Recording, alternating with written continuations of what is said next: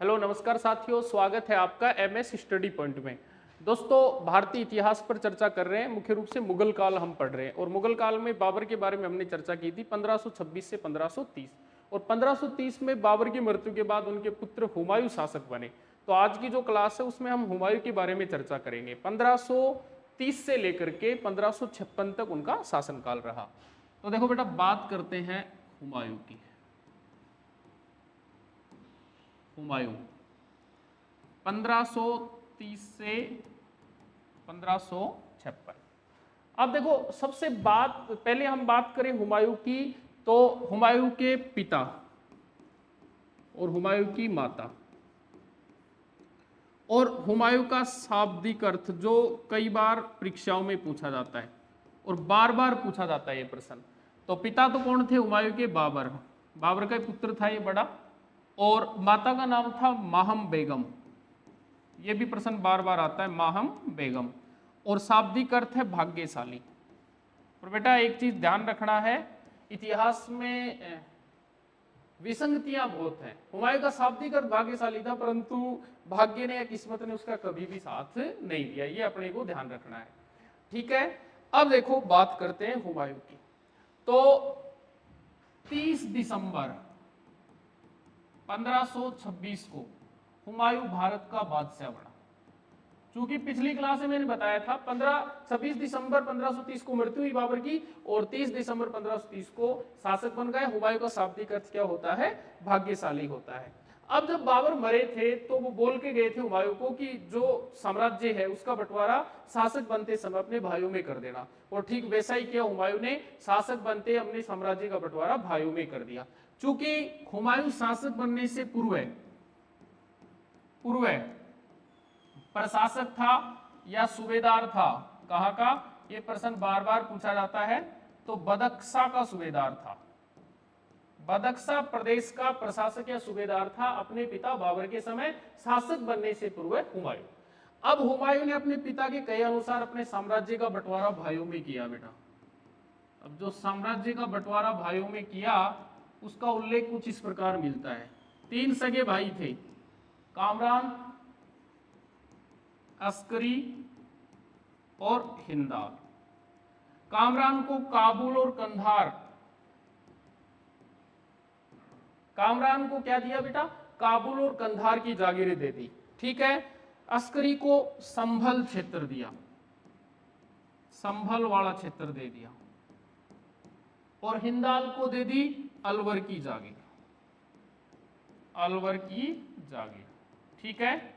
ये अलवर की जागीर दे दी हिंदाल को। इतना ही नहीं, इसका एक चचेरा भाई था। यह भी इंपॉर्टेंट बात है बेटा। हुमायूं का एक चचेरा भाई था जिसका नाम था मिर्जा सुलेमान। और मिर्जा सुलेमान को इसने दे दिया अपना बदख्शा प्रदेश।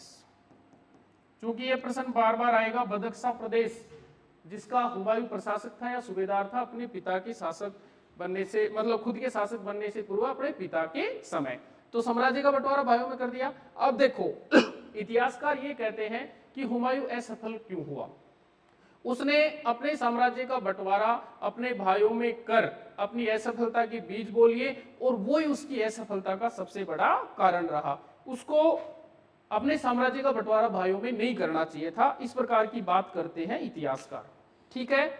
सबसे पहले 1533 में दिल्ली के निकट नगर बसाया जिसका नाम है दीन पनाह नगर। दिल्ली के निकट दीन पनाह नामक नगर किसने बसाया बेटा?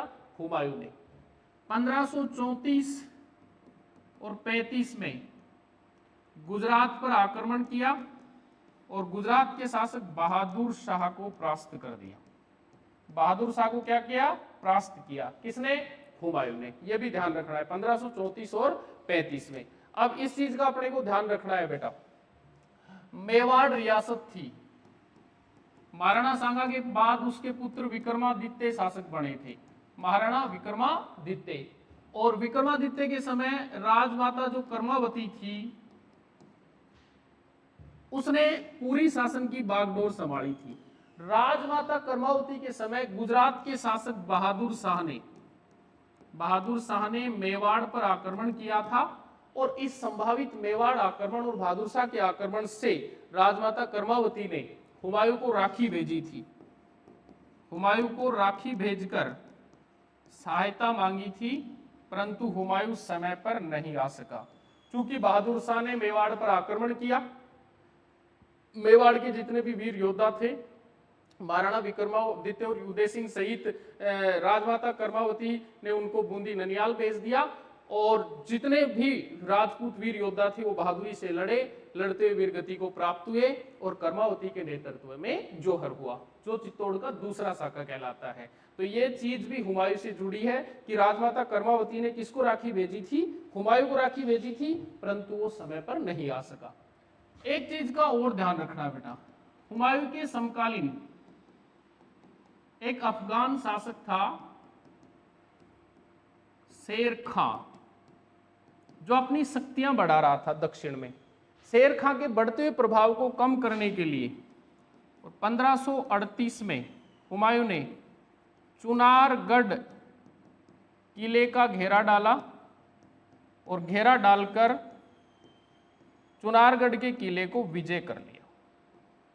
चुनारगढ़ की विजय के बाद हुमायूं और शेर खां जो थे उनके संबंध बिगड़ गए, और दोनों के मध्य दो युद्ध हुए। सबसे पहले 1539 में चौसा का युद्ध, और 1540 में बिलग्राम या कन्नौज का युद्ध हुआ। और इन दोनों युद्धों के बाद हुमायूं के हाथों से भारत की सत्ता निकल गई, और भारत में शेरशाह सूरी के नेतृत्व में अफगान राज्य की स्थापना हुई। तो आज तक की जो क्लास थी आज की, उसमें हमने मुख्य रूप से हुमायूं के प्रारंभिक जीवन के बारे में चर्चा की है, और अगली जो क्लास हो उसमें हम हुमायूं का जो पूर्ववर्ती जीवन है उसके बारे में चर्चा करेंगे। धन्यवाद।